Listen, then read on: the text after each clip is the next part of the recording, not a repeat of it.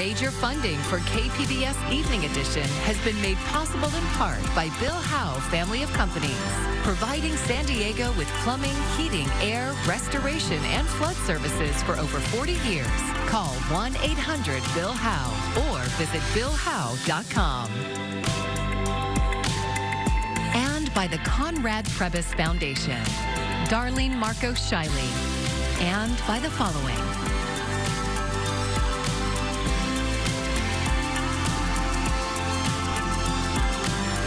And by viewers like you. Thank you.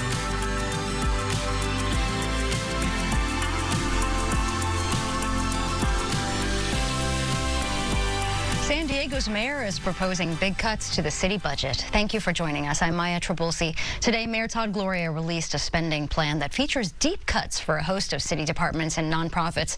KPBS reporter John Carroll tells us what's affected and what is being spared.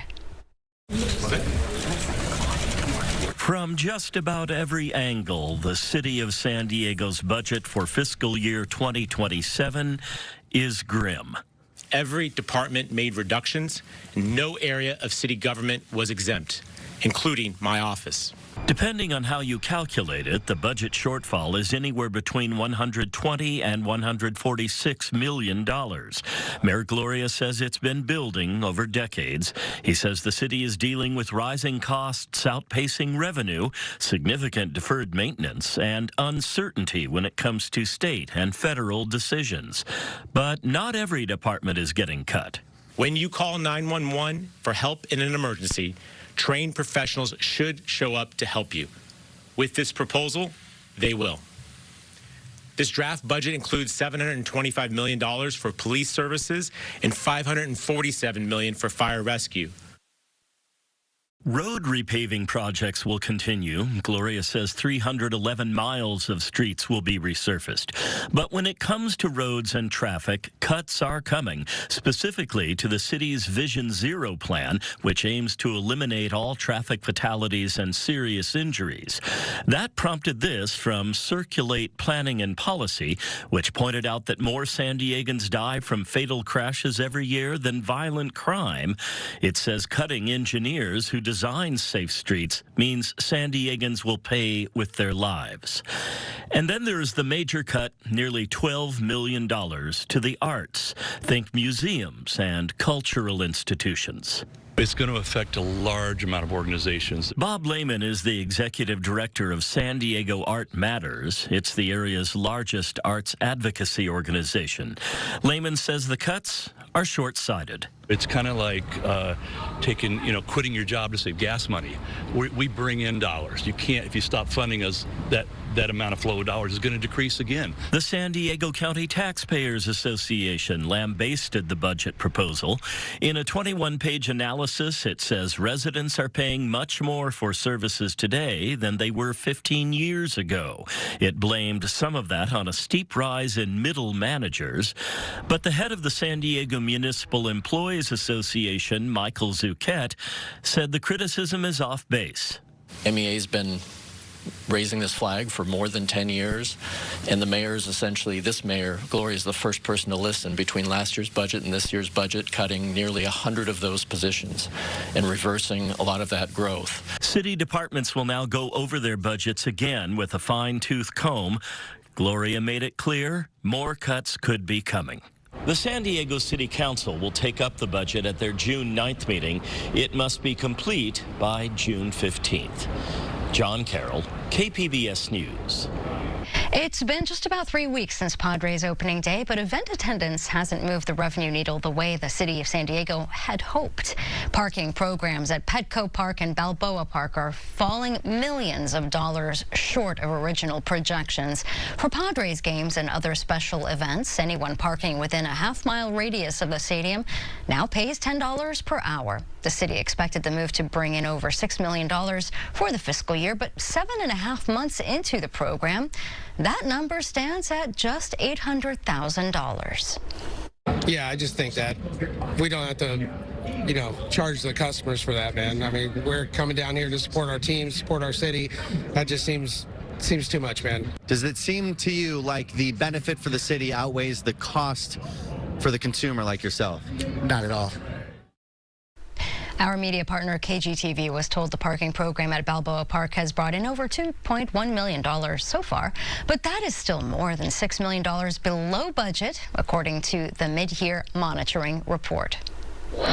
Overall tonight, we're dropping down into the upper 50s. We'll see a few clouds out there, but nothing major. The changes as we go through the end of the work week and into the weekend, it's all due to an onshore versus offshore flow. We're going to see that change, and I will break down exactly what to expect coming up.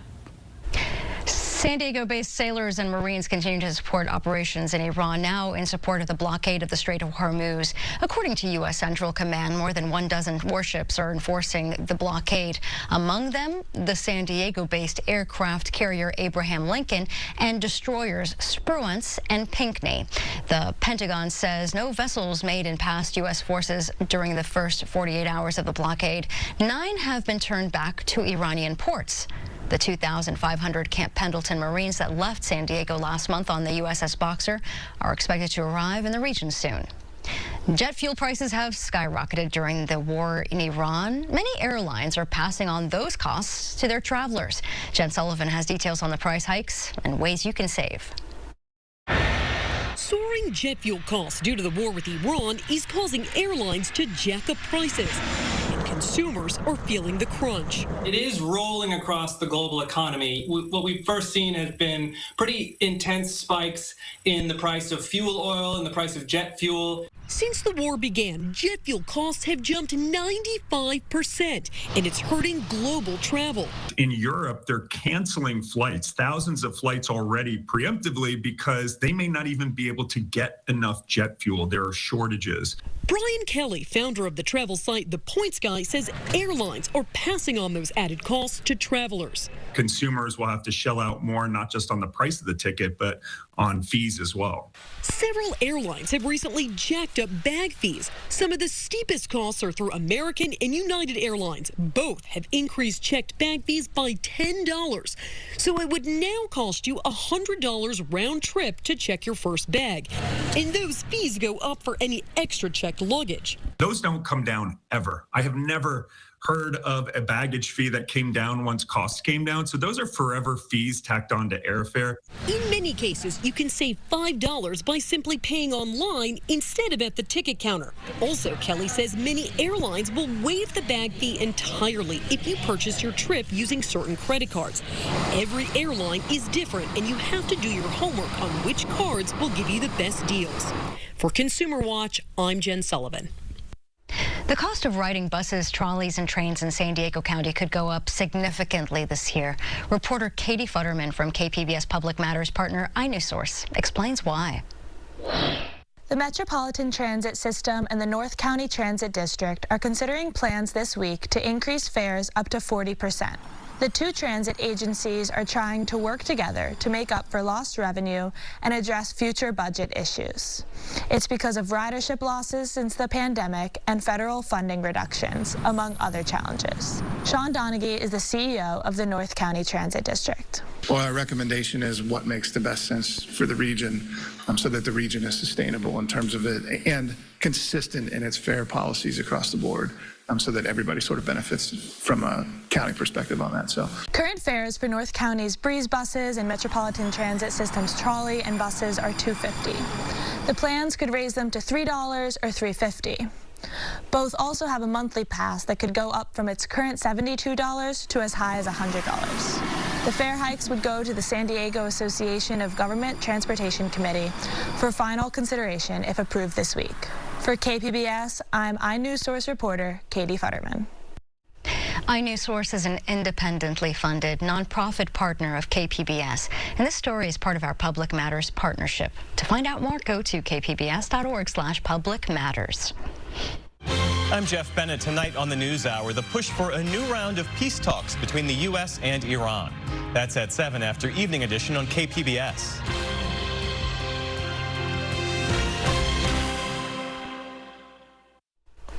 Working parents with 9-to-5 jobs often need a few hours of childcare after school, but spots in school district programs are limited, and thousands of families have been on wait lists. KPBS education reporter Katie Anastas says families in San Diego Unified could find some relief next year. San Diego Unified's free after-school program is in high demand. Enrollment has nearly tripled over the last 3 years, and hundreds of families have been on the wait list. Next school year, that will change. We are launching universal access to 144 elementary and middle schools for primetime fall 2026. Toby Pace oversees San Diego Unified's primetime program. She says all interested students will be able to attend next year if their parents enroll by May 1st. The district got additional state funding last year to start expanding the program. Enrollment grew from 13,000 students last year to 21,000 this year. The potential for next year is exciting. We could enroll up to 30, even 40,000 kids in our after-school program now that we've received this funding. Pace says the district has spent the last year hiring additional staff. Staff-to-student ratios are 1:20 for 1st through 8th grade and 1:10 for TK and kindergarten. The district partners with local organizations to run the primetime program, including the YMCA and Say San Diego. Pace says it's more than childcare. Schools can offer things like tutoring, sports, STEM activities, and more. Creating that after-school space where they're learning, not sitting on a computer or staring at a TV, but really engaging with each other, building friendships, learning communication skills. All of those things has been really amazing, and really excited about that. Enrollment starts on Monday at 8 a.m. and closes May 1st at 3 p.m. Pace says parents will get an application link in a text and an email. Katie Anastas, KPBS News. Possible budget cuts to arts and culture grants are causing concern among people in the community. Our media partner, KGTV, was in Bankers Hill today to get an idea of the ripple effect that those cuts could have. The Voices of Our City Choir at St. Paul's Episcopal Cathedral says it receives about $87,000 in grants from the city. The cuts could impact their work connecting its members who are either homeless or recently housed to resources they need. We use the healing power of music and the arts, community building, mutual aid, support to help people that are experiencing homelessness move out of homelessness for good. Mayor Gloria's plan cuts close to $12 million in arts and culture grants. He says the cuts need to happen to balance the budget. The San Diego Book Crawl, spanning from Coronado to North County, is back next week. The annual event continues to grow with more bookstores participating and larger crowds turning out. KPBS arts reporter Adi McAfee spoke with some of the owners about the importance of independent bookstores and what they love about the crawl. Independent bookstores have long been spaces where people of all backgrounds can come together. That's especially true in San Diego, where there are at least 15 shops operating across the county. Becca Tidal is the owner of Meet Cute, a romance bookstore in La Mesa. It opened in 2022 with the goal of creating a dedicated space for romance readers. She says bookstores are more important than ever.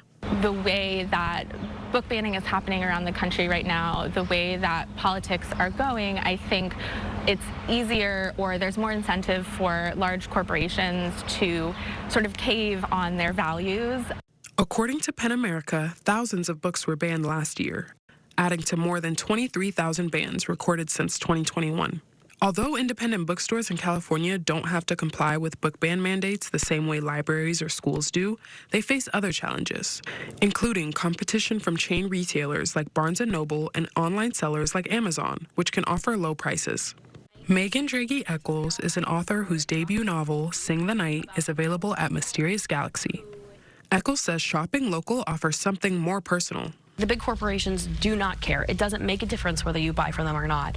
But putting money back into the local community is so important. But also, like, you can't smell the internet. John Evans co-owns Camino Books for the Road Ahead, formerly Diesel Books. He says the experience of discovery is lost when books are purchased online.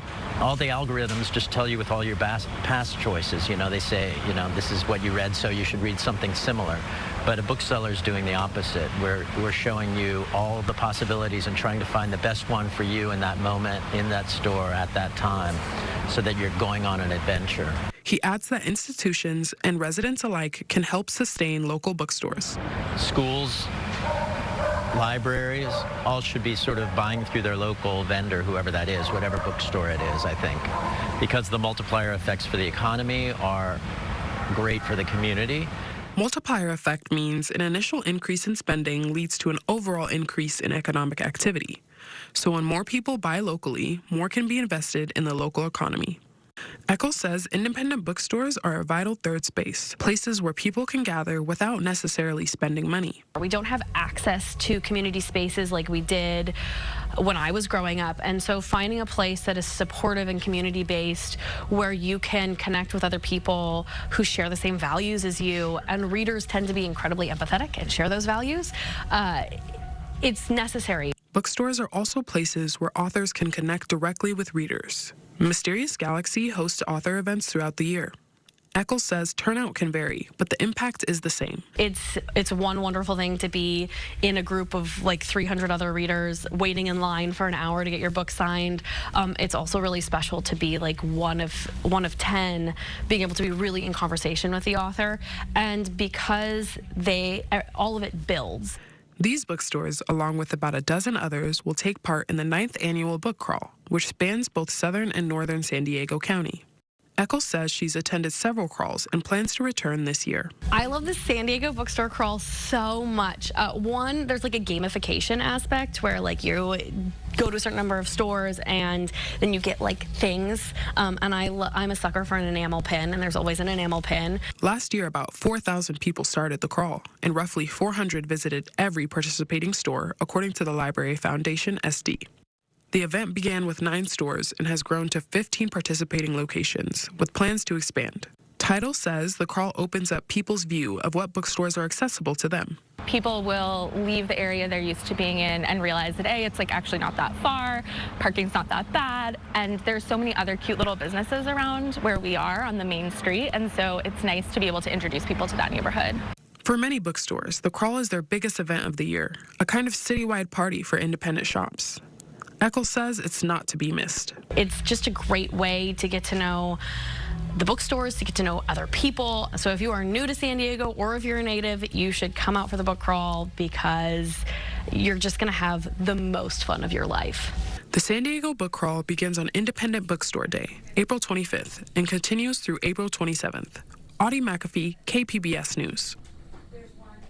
The Museum of Contemporary Art San Diego opens Giants, art from the Dean collection of Swizz Beatz and Alicia Keys this week, with free admission all day on Saturday. KPBS arts reporter Julia Dixon-Evans takes us inside. Giants includes more than 130 significant works by 37 artists from the Black diaspora. And that's just 10% of Swizz Beatz and Alicia Keys' collection. But the couple is also signaling support to creatives right here in San Diego, where they call home. This gallery is adjacent to Giants, and it features the Hometown Heroes exhibit. This is photography by 3 local artists, and it was acquired when Swizz Beatz wandered into a local cafe in Barrio Logan. It's work by MJ Pimentel, Oscar Cruz, and these 2 large portraits by Chata. These works celebrate daily life in Barrio Logan. Museum of Contemporary Art San Diego curator Amy Crum says the inclusion of local art mirrors the Dean's global work. You know, the original conceit of the show being that for communities that maybe hadn't historically seen themselves represented on the walls of museums could see themselves and feel welcomed. I think if Giants is meant to be this invitation, then Hometown Heroes feels like an extension of that for our own community, for San Diego, and to invite people to learn more about San Diego. Giants showcases a diverse range of sculpture, painting, photography, and installation. Gordon Parks was, an incredibly prolific photographer. I believe he was the first Black photographer hired by Life magazine. He was so influential on many generations of photographers and artists just generally. Brooklyn Museum curator Kimberly Gant says the Deans hold the largest collection of Parks' work. A massive installation by Ebony Patterson draws viewers in with vivid and childlike detail. Then, on a closer look, reveals bullet holes and destruction. She's saying, look at this beautiful moment. What happens if it gets destroyed. This is the 5th stop on the Giants tour, but the San Diego exhibit is unique. In addition to hometown heroes, it also debuts a new work by Mickaleen Thomas. What Giants has done such a good job of is kind of pairing these really well-known artists, these giants of the art world, towering figures, with people that maybe are lesser known. Julia Dixon-Evans, KPBS News. And Julia is the host of the KPBS Arts and Culture podcast, The Finest. It is now in its 2nd season. We asked fans to vote on a favorite Season 1 episode to re-air this week. You can listen at kpbs.org/The Finest or wherever you get your podcasts.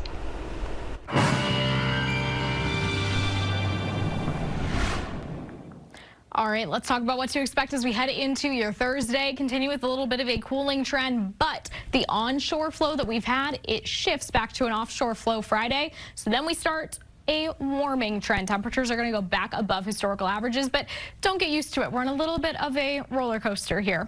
Let's talk tonight first. So mid-50s for Oceanside, a little bit warmer in San Diego. We're in the 40s in Mount Laguna, and across the region, we're talking about a mix of clouds. So not a completely clear night, but a few clouds out there. The main story for our mountain regions tomorrow is going to be the wind. We're talking 35, 45 plus mile per hour gusts. Not crazy wind, but we could see some minor damage, maybe a few power outages. Some of those roads, especially high profile vehicles, could get a little bit iffy with the wind as well. Temperature wise, we're in the 70s from Oceanside to Escondido and down to Chula Vista, close to 70, but not quite. We're in the 80s for Borrego Springs, a mix of sun and clouds out there. So overall, pretty pleasant day. Taking a look at how things change over the next 5 days for the coast here. Well, there's that warming trend, 77 for your Friday, but then we already start to cool down. We're back into the 60s by the time we get to Monday. Further inland, we get to 80 Friday and Saturday, but by Monday, we are in the low 70s. Not a lot of change as far as sun versus clouds, and not really looking at any systems moving in, bringing us rainfall, so a little bit of a break there. There's the wind I was talking about in the mountain regions for your Thursday. We cool down to 48 Friday, but then a little bit of a warming trend. By Monday, we're at 57. Taking a look finally at our desert 5-day outlook. Well, we are at 84 for your Thursday. We're going to warm up Friday, Saturday, Sunday into the mid to upper 80s. And keep in mind, your AccuWeather real field temperatures, they're going to be Saturday, Sunday, especially into the mid to upper 90s, getting close to triple digits. It's that time of year. You just got to keep that in mind if you're going to be spending extended periods of time outside. By Monday, we are back to the mid 80s. For KPBS News, I'm AccuWeather's Anna Azalian. It is a go for a drone show to replace the fireworks at SeaWorld. Today, the California Coastal Commission approved the park's request to stage a show with 1,000 drones for the coming year. And if all goes well, the plan is to permanently replace the fireworks with drones. San Diego City Council President Joe LaCava has been working on getting SeaWorld to switch to drones. He says the park plans to launch the new drone show in mid-May.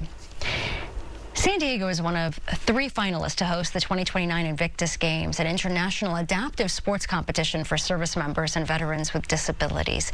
KPBS military and veterans reporter Andrew Dyer tagged along with members of the Invictus Games Foundation as they toured San Diego this week. Members of the selection committee tour the San Diego venues that would host events should the city be awarded the games. So it's a huge day today. San Diego, as you know, it's been a 1.5-year journey. Andy Solar is the co-chair of San Diego's bid committee. Great Britain's Prince Harry started the Invictus Games in 2014. He's a veteran of the war in Afghanistan. Invictus officials have already visited the other 2 finalists, Aalborg in Denmark and Daejeon in South Korea.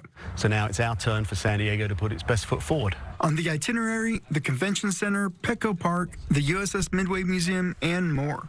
Rob Owen is the CEO of the Invictus Games Foundation. We caught up with him at the Rady Shell.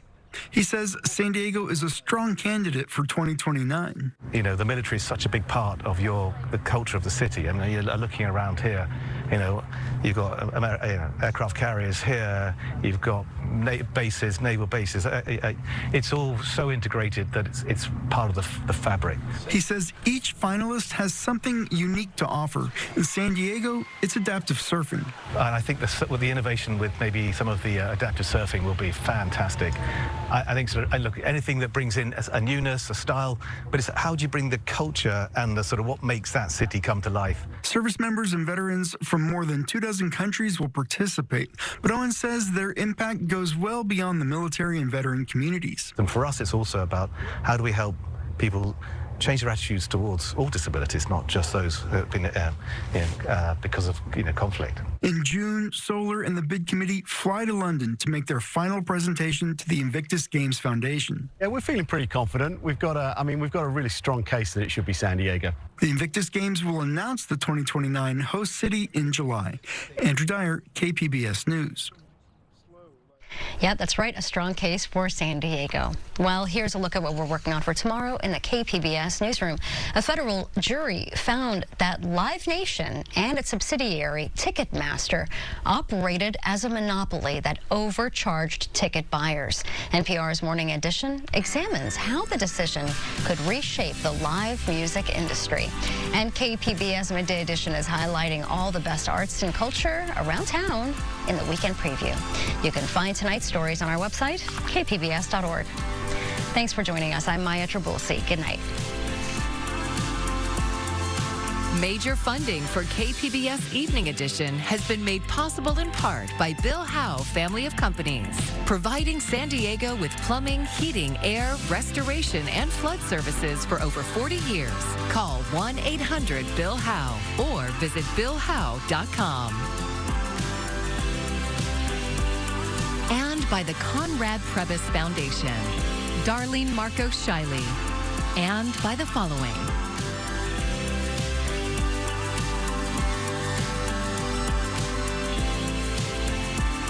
And by viewers like you. Thank you.